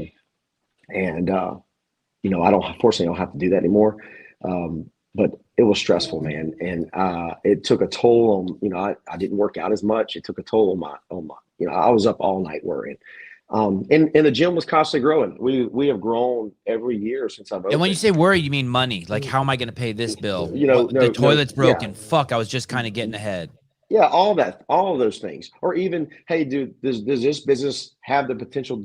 Does my gym, do I have the potential to grow this thing to where I want to get it to? Because I have a service ceiling. I have a service ceiling where I want this business to be. Do I have that ability to do that? And sometimes I still ask myself, do I have that ability to do that? What does that mean? Service ceiling? Service ceiling. You got an aircraft that is maximum altitude. Service ceiling, maximum altitude. So can your gym can successfully help 300 people live the best life that they can live. Can you get to that? I want 450. Right. 450. Okay. Yeah. I want 450. Yeah. 300. I think we'll have 300 in about 18 months. Yeah. And so what can you do to make the place? How do you get there? What questions do you have to ask yourself? Is it really as simple as just work? You have to is that the big component? And I shouldn't say simple, but you have to constantly be working on yourself, like crazy self-evaluation. Why am I not attracting more people?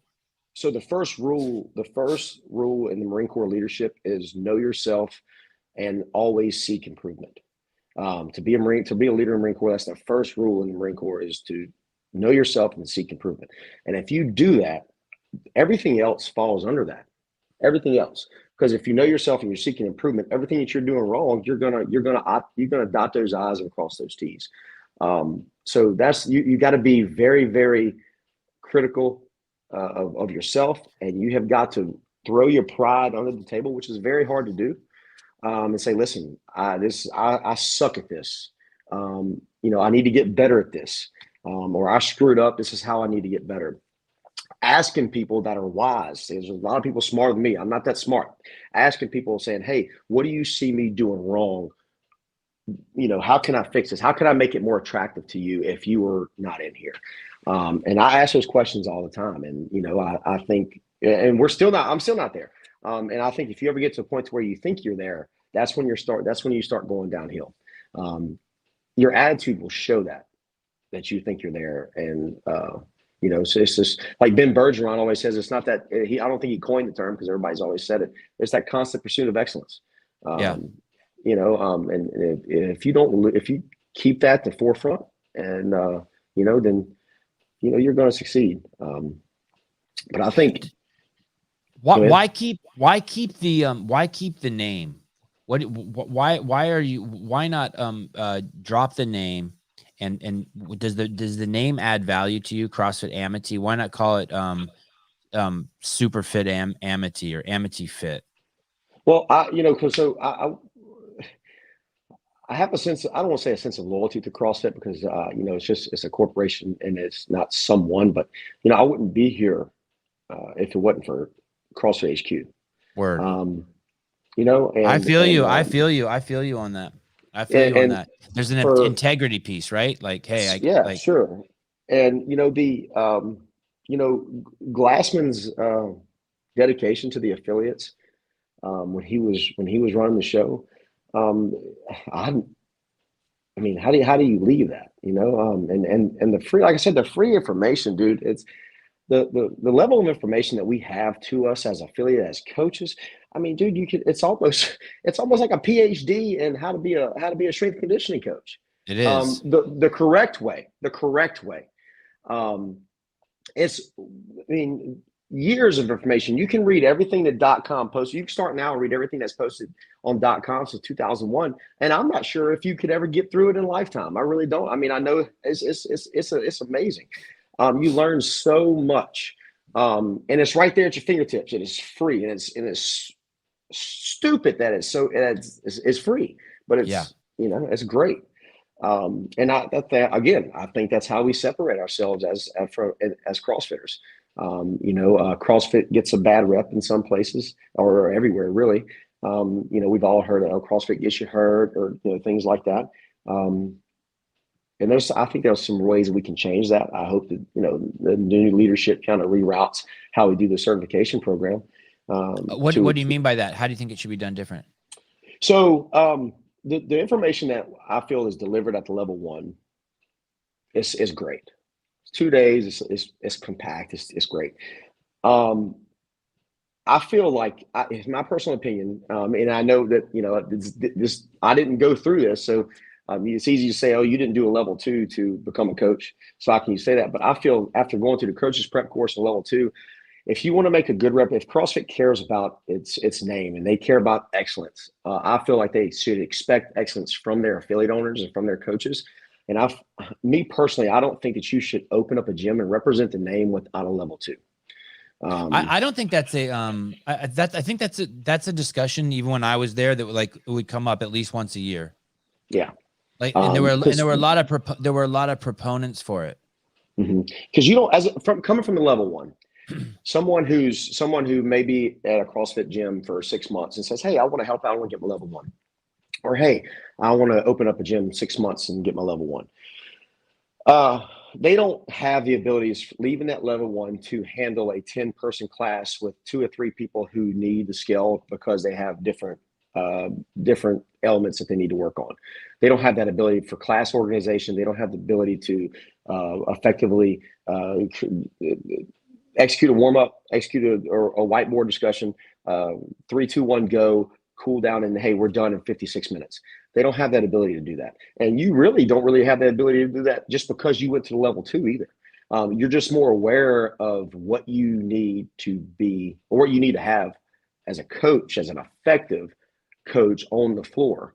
And I see, because there's gyms all over the place, man. Just like you can go, you can be a welder, or you can be a doctor. I mean, how many shitty doctors come from the same school? So you're going to have that. You can go to a medical school for 4 years and you're not prepared to teach medicine. Same thing with the police academy. Absolutely. Same thing. So in that regard, CrossFit's just normal. Sure.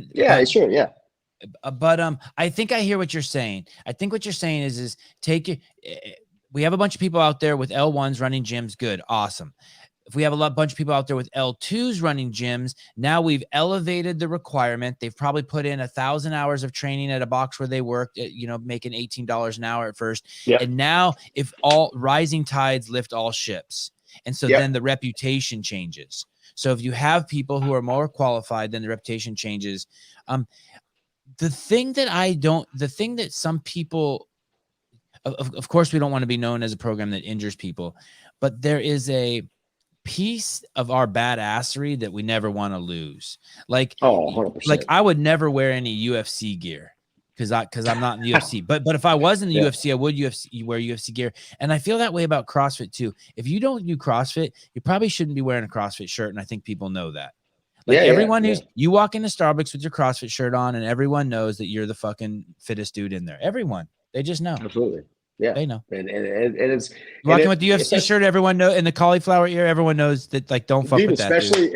Especially now where fitness is going now, you know, a 225-pound snatch in the 2008 games. I think that was the winning snatch at the games, maybe 2008, 2009. I can't remember. Yeah, Jeff Leonard, right? That firefighter. I think so. Yeah. Now you got guys doing Isabel in 4 minutes at that weight, and a couple reps, they're touch and go. Where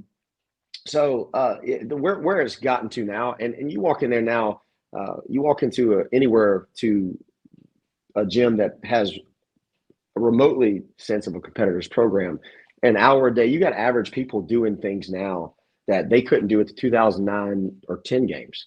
And these people don't even have the ability to make it the top 100 in out of the open in their region, or, make the two semifinals. It's where fitness has gotten to now is unbelievable. I would have never guessed that. I would never. When someone told me, the whole conversation when you and I started, when you meet a fellow CrossFitter, which wasn't that common, it's like, hey, what's your friend time? And that was kind of like the where you stood at the badassery level of CrossFit. Like, hey, yeah, I got a sub-3 friend. Well, fuck, nobody heard of a sub-3 friend often back then. Right. And now sub-3 friends are a warm-up. Right. Sub-3 friends are a warm-up.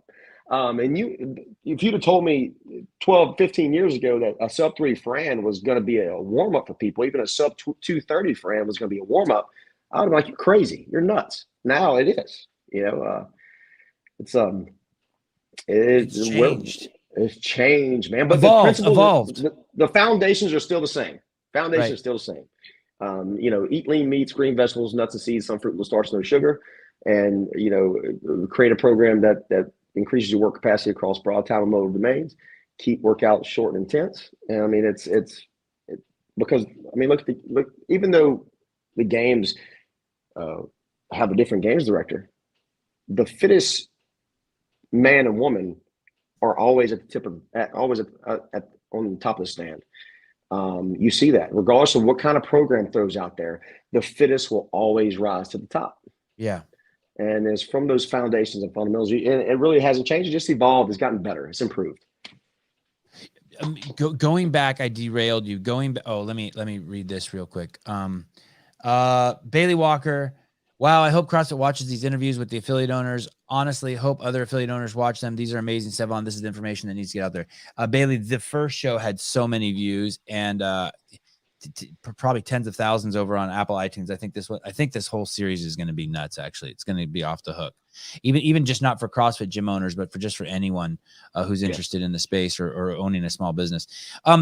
So you were talking about how you get a 1 year benchmark, a 1 year mark, 3 year mark, 5 year mark, and then I was asking you if you've ever thought about throwing in a towel. What? And then I derailed you. What happened? Yeah. So, the stress level, man. Worrying. Just, hey, am I be able to get my membership? The first year, will I be able to get my membership to the century mark? We weren't at the century mark at the end of the year. We ended up getting to the century mark. You were not. We're not. Okay. We're not. But that was my personal goal, and we were at around 75, which is not bad for a small community. I mean, we're a small town. So we hit the century mark, and then, hey, do I have the ability to sustain that? Because once you get to that benchmark, you've got to sustain it. You don't want to fluctuate below that. You want to sustain that century mark level, and receiving more clients who had more various type of issues, and me learning how to adapt to being able to handle all of that load with a 10 to 15 person class, and and then you would have people who would bounce checks or bounce payments, and they would cancel on, it's not just one thing, but over the time, you just keep questioning yourself. Hey, is this what I really want to do? Could I sustain this, or do I want to go back to being a contractor, making 90 grand a year, 100 grand a year with no overhead? Or do I want to take this where I'm at right now, and do I want to still pursue it to what I believe it can go to and take that risk? So there's been more than one time where I threw in the towel, man. I made some mistakes on my own, and I take full responsibility of the mistakes in the gym and where the gym's grown. So if you're gonna take the credit of taking the gym where it's at, you gotta take the credit of its decline when it declined, and I'll take full responsibility of all that. So I brought a lot of the pains of the business on myself, but I've learned from those pains. I've learned from those mistakes, and I think that's why we are where we're at now. So, I think it was Craig Howard told me something like, "Hey," and maybe I'm wrong, and maybe I'm misrepresenting this, and I apologize if I am, but he said something like, "Yeah, it's kind of fucked. You have 600 members," and I go, "Why?" He goes, "Because if every month you lose 2% of your clients, that's 12 people." And I was like, "Oh shit!" And he goes, "So that means every month you got to get 12 new people." Mm-hmm. Yeah. And I was just, and then I kind of hear that like in your voice too. It's like, hey, it's not there's not like this homeostasis, and then you're like, okay, we're here. It's just constantly. Correct. It's so you're running a gym with fucking 300 people, but if you have to, for every 9 people that leave, you have to give resources to onboard 9 new people. That means every other day you're onboarding someone that you're open, and that requires 2 hours of one dedicated staff for 3 days. And then you have times that by 9, that's 27 days of onboard. That all month there's always someone in there onboarding. Correct. And it's like, and when you have, and that's the boat's never steady. It's always getting bigger and smaller at the same time. But I think that's in every business, that if you take that route to be an entrepreneur, I don't see how you can avoid any of those discrepancies that we're talking about. I don't see how you can avoid any of those. Right. Even if you own a retail. You mean like even if a liquor store, like half your clients went to AA and they don't get drunk anymore. Yeah, I mean, yeah. Especially here, where we're at. They have a liquor store right next to a church. Right. Down the street. So, but and that's the next thing. If you have to establish a team, you have to create a team, and you have to. It's a must. You have to have the support of that team. And the only way you get the support of that team is to develop their trust, that you can deliver the best coaching possible, at least the best coaching around, and then show them that they're a part of something that's going to be great, and show them that they're important.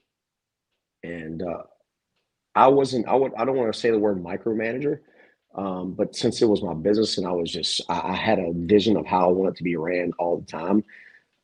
I was so meticulous on I coached every class, and every new member that came in, I dealt with them, and that's not so much the case anymore. I still coach the majority of the classes still to this day.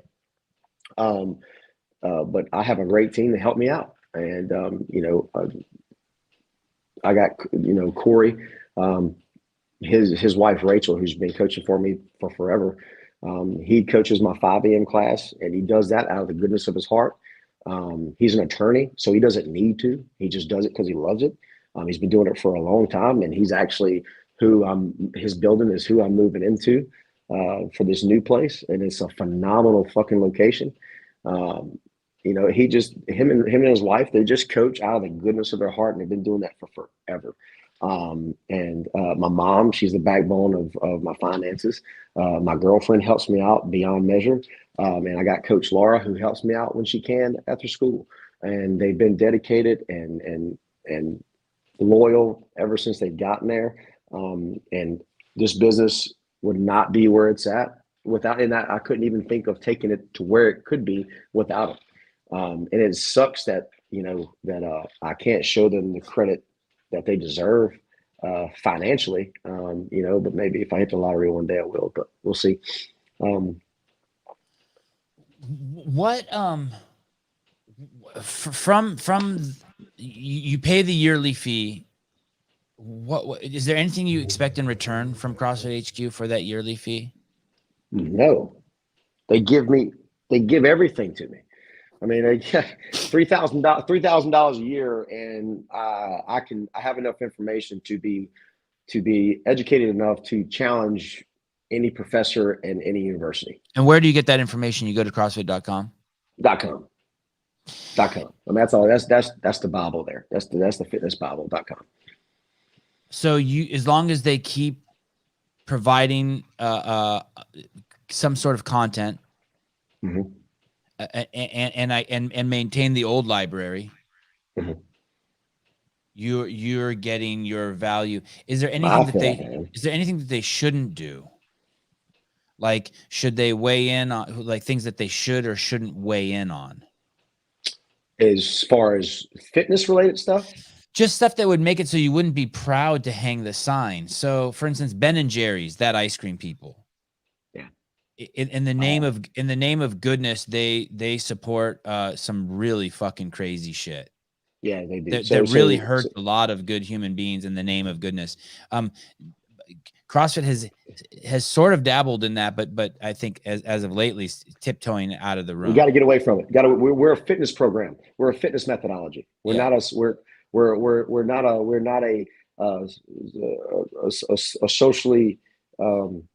we're not a social experiment. We're not a company that is created to hear and implement people's political, religious, and I guess personal agendas and views. We're a fitness program. A lifestyle methodology. We're a lifestyle methodology, and we should stick with that. For everyone. For everyone. Everyone. I can't stand that. When CrossFit did get political, and it still has to an extent. When it says the word everyone, hey, we're opened up a gym. I opened up a gym, and someone asked me, and this is no discernment to the homosexual community. But when someone asked me, said, "Hey, what are you going to do for Pride Month?" Nothing. Everybody's welcomed in here. Yeah. Everyone. Right. Everyone. I mean, everyone. I treat everyone. You can wear a Pride Month shirt every day to your gym if you want. Where? 365 days a year. Yep. Where? But I'm not. I'm a fitness. I'm a strength and conditioning facility, and you're gonna get what it's designed to get. I'm not gonna fly. Only thing I fly is the American flag and my Marine Corps flag. That's it. Right. So to me, the stars and stripes that's inclusivity. That's all inclusive. We're the only country that's 100% all inclusive. So if that doesn't make you happy, then I'm sorry. You need to go somewhere else. And so you would like that. You kind of like the old school CrossFit's for everyone. Some of the things that we judge you on are the cleanliness of your bathrooms. We want clean bathrooms. Yeah. And we want efficacy in our training, and we believe that diet's the foundation of a healthy lifestyle. And just some shit like that. Virtuosity of movement keeps you out of the nursing home. Yeah, so that's what I want. And if anybody shows any kind of disrespect to anyone in my gym who thinks differently than them, then those people who are showing disrespect, they're gone. Regardless if you agree with them or not, they're fucking gone. Hey, I don't care. Yeah, so that's kind of the top of the food chain in your gym. Treat people with respect. 100%. Yeah, you never. I've kicked people out of the gym that thought they were better than people. I've had several. I've had a couple, not several, but I've had a couple members who were good fire breathers. They were hot shit on the floor, and they thought they were better than people. And they were talked down to members and stuff. I'm like, hey, you got to get out of here. You got to go. You got to go. I don't feel like dealing with you. Go.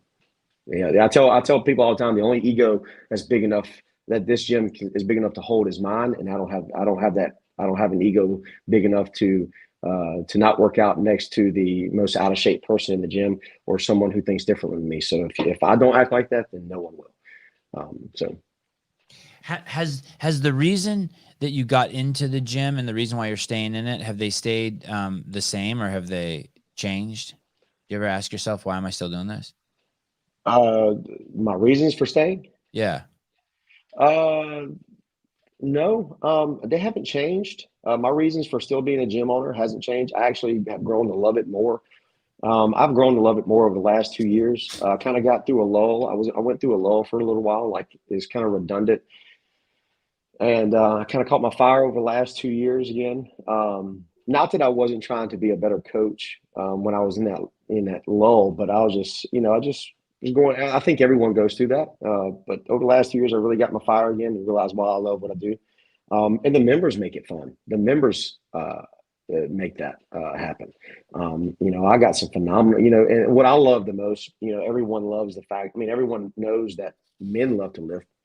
But what I love the most is when I have a lady in here who's 25, 30 years old, who's relatively lean, and she looks at the barbell just like, yeah, but I want to do this, but I don't want to lift weights. And I don't even tell her anything. I just wait for the program to take fruition. And then 6 months later, she comes in from work and she's pissed off because of work. She's like, I just want to lift something heavy. I'm ready to lift heavy. And, she's adopted that lifting heavy mindset. She's adopted that hardcore mindset. And I'll say the word hardcore, that's subjective to everyone, but she's adopted a mindset that she never would have thought she'd adopted. And I love seeing that. I love seeing ladies being able to throw 100 and 150 pound sandbags over their shoulder, being able to clean 135, cycle the barbell. Now that's not heavy in competitions. That's not impressive in a competition setting, especially in regards to semifinals or the games. But finding average everyday women who can do that, you're not going to find that. So that's where I'm at. That's what I love. I really do love it, and I love.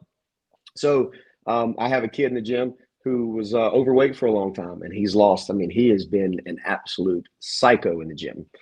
Every day he's dedicated, and he's lost so much weight, and he's so strong and so in shape, and his gymnastics has gotten better. His mom told me not too long ago that his whole attitude, his insecurities that he once had have improved. And, that's the reason that you do this. That's the reason that you do this. And the cool thing about what we do is those testimonies are always going to come because there are always going to be fat, out of shape people who need help. Those are the kids that come in and they don't talk for 6 months, and then all of a sudden they talk. Bam. Right? Bam. Yeah. Yeah. Mm-hmm. I took the credit to a lot of the moms too. I have a lot of moms who bust their ass to get there, and they have kids on their hip. They're getting one from school. They have a diaper bag on their shoulder, and they've been stressed out, and they do everything they can to get to class, and then they kill it. And they instead of sitting around laying down on the floor, they clean up their shit. They grab their kids and they go. They carry on about the day. Those are the badasses that I'm looking at them like, how the hell do you do that? That's what I'm talking about. That's dedication. And those ladies really rub off on everybody in the gym. Cause that's a mindset that's a dog mindset. You got to be a dog to do that. I tell my ladies all the time who bring their kids in there, y'all are dogs. Cause you got 3 or 4 kids and you got to cook supper, or you got to get them ready for school. You got to do homework, but you still find time to make an hour of your day a priority. Y'all are fucking dogs, and I love you. So I used to work out for a couple of years at this fucking, it was called Team Tafunga. It was a fucking hardcore, like meathead gym, just tons of juiced up dudes there, and big, just just all the old shitty equipment, just a big, massive gym. Right. Yeah. And my wife and I were the only ones in there who did CrossFit. There were a couple fighters in there who trained, but other than that, it was just fucking monsters. Yeah. In the 2 years I was there, the only woman I ever saw fucking bench 135, squat clean 135, cycle 135, go overhead with 135 was my wife. I never saw another fucking woman do that. Women who are twice as yoked as my wife. And I'm thinking to myself, yeah, if you're a woman and you can fucking power clean 135, you're in the 1% of 1% of 1%. You're absolutely like fuck the gym, the games athletes. Like every absolutely. Man who sees a woman who can do that should be like, my 2 kids are safe with her. In a burning building, she can grab 2 4-year-olds and fucking run. Absolutely, and it looks good. Yeah. My wife looks insane. They think that they're going to get yoked and look jacked like a man. That's the comment. I don't want to look like a man. No, you're when going they to attract men. You're going to attract real men is what you're going to real do. men, and they love the way their body turns into what their body turns into after 6 months to a year of being in the gym. And my clients who have a little bit more weight to lose, they realize that, hey, lifting weights speed that process up. Yeah. It puts that process into overdrive, especially when I couple that with lean meats and green veggies. So it's an insane combination. So like I said, I think we're just getting started. I think we're just putting our rod in the ice. And I'm excited. I'm excited to see where this thing can go. I'm not sure I understand that metaphor. Just putting our rod in Put the rod, ice. yeah. We just sticking our, ice fishing. We're just sticking it in. We just started. Yes. Yeah, Yes. we're just sticking it in there. Yes. Okay. Good. Okay. When I invited you to come on, was there anything that you were thinking like, hey, I really want to share this? Like, there's something that popped in your brain. You're like, fuck, I hope we can talk about this. The restructuring. I hope CrossFit does restructure the level 1 and level 2, and I hope make the barrier of entry just a little bit more difficult. Yes. Demand a little bit more from the owners of affiliates. Yeah, because I know several people who are book smart and that can sit through a level 1 and take notes and they'll pass level 1, but they're in no way, shape, or form be qualified to be a coach and represent the CrossFit brand. Yeah. And I level of expectations. I think that expectations should be higher, and coaches. If you are a level 1 coach, if you're a level 2 coach, and you're serious about this, you got to make sure that you work on your craft 24/7, because that's if you want to make this a career. You got to have the capacity to be able to wear more than one hat.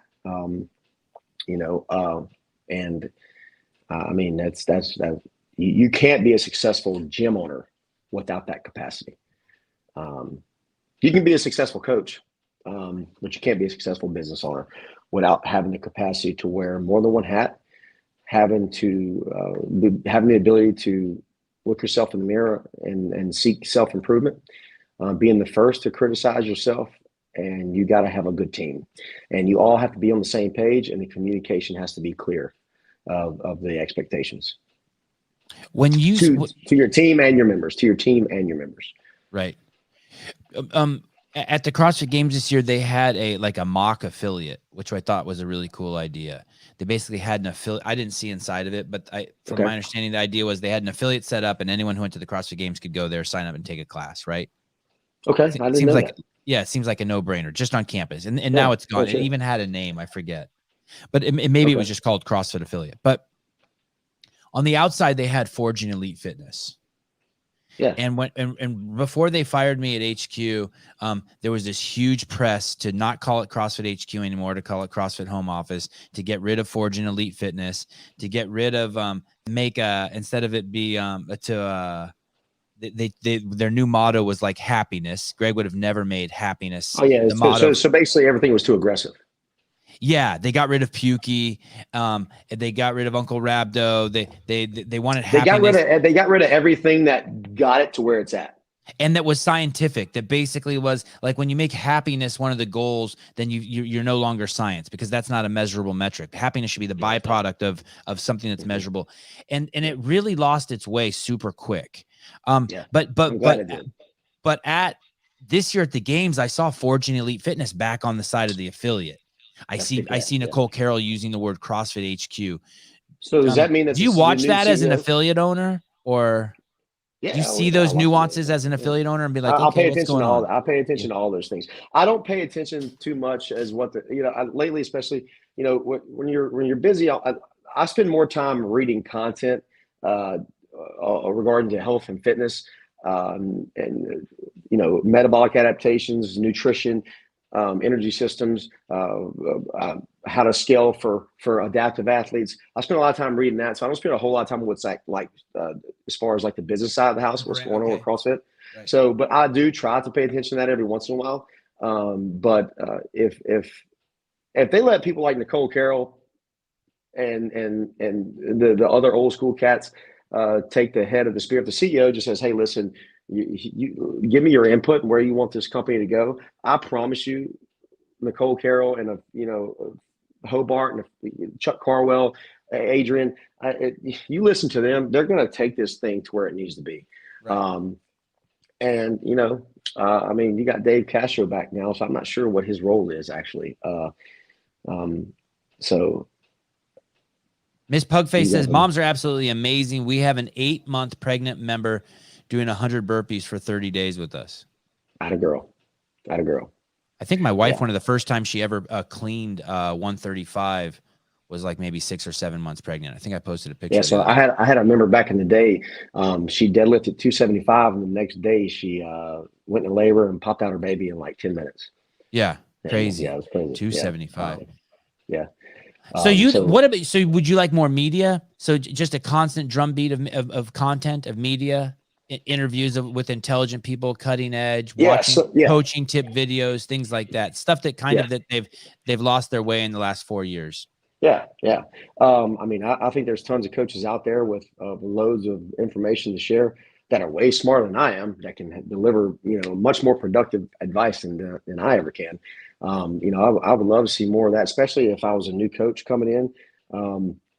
But like I said, if you're a new coach and if you're scratching that surface of the frontier of wanting to be an affiliate owner or maybe a head coach somewhere, you have got to stay in the books. You've got to stay in the content, and you've got to get coached by other coaches. And that's a downside. That's an unfortunate thing that I have.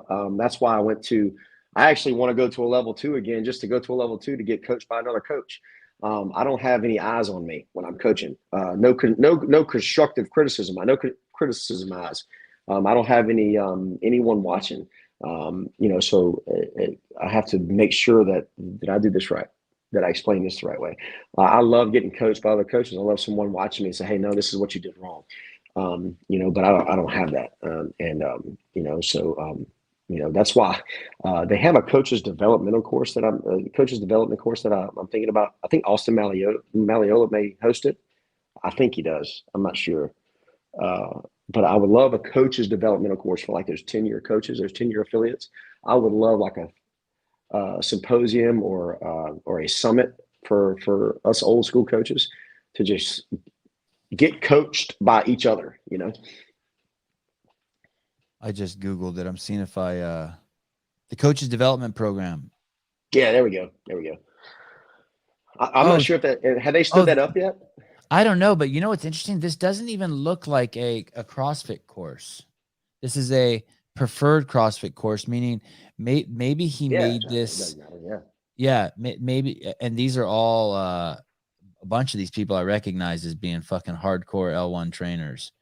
L1 seminar staff. I would love that. I think they have a 3-day and a 5-day option, if I'm not mistaken. If it's from somebody like Austin Malleola, I would love to jump on board with that if I ever can get the time. So it doesn't look like is it going yet? I'm trying. Oh, okay. I'm not sure. That's why I'm not sure. It may be.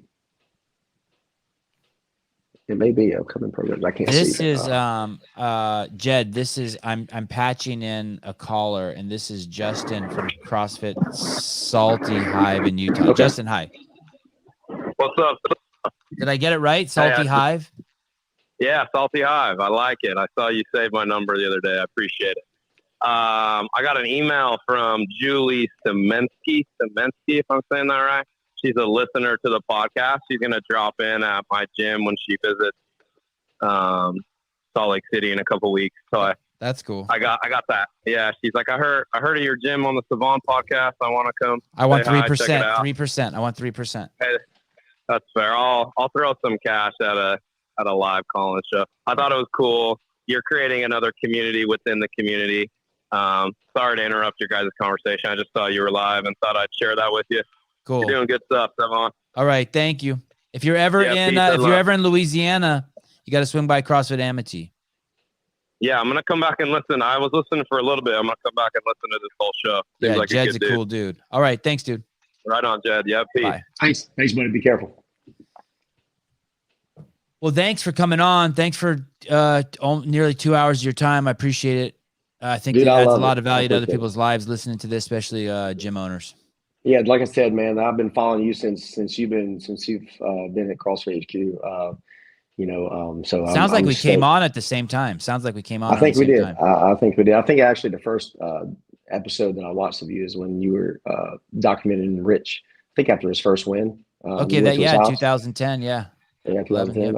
I remember that. Yep. So yeah, man. I appreciate it. Hope I would love to be on there again. I appreciate the opportunity. We got to get you here for a turkey hunt. Got to get you here for a turkey I got to hunt. get my boys there for a turkey hunt so they don't grow up and be a pussy like me. That's what I got to gotta do. get 'em over. I need to Dude, end the being a pussy. Dude, what Bring we'll an end do, to it. we'll take you on a turkey hunt. We'll take you on a turkey hunt, and then we'll go to an LSU baseball game. Wow.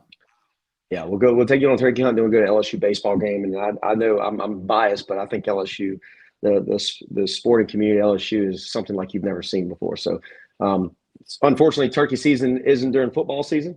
That would be even more fun to watch. But you bring your boys down here. We'll take them turkey hunting, and we'll get you some Louisiana food, and we'll take you to an LSU baseball game.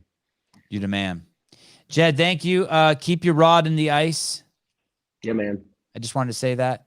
And Yep. and stay in touch. We'll be in touch. Thanks for coming on. All right, buddy. I appreciate it. Peace. Keep your rod in the ice. Someone ask him to take you snipe hunting. I would fucking cry if a fucking turkey fell down in front of me.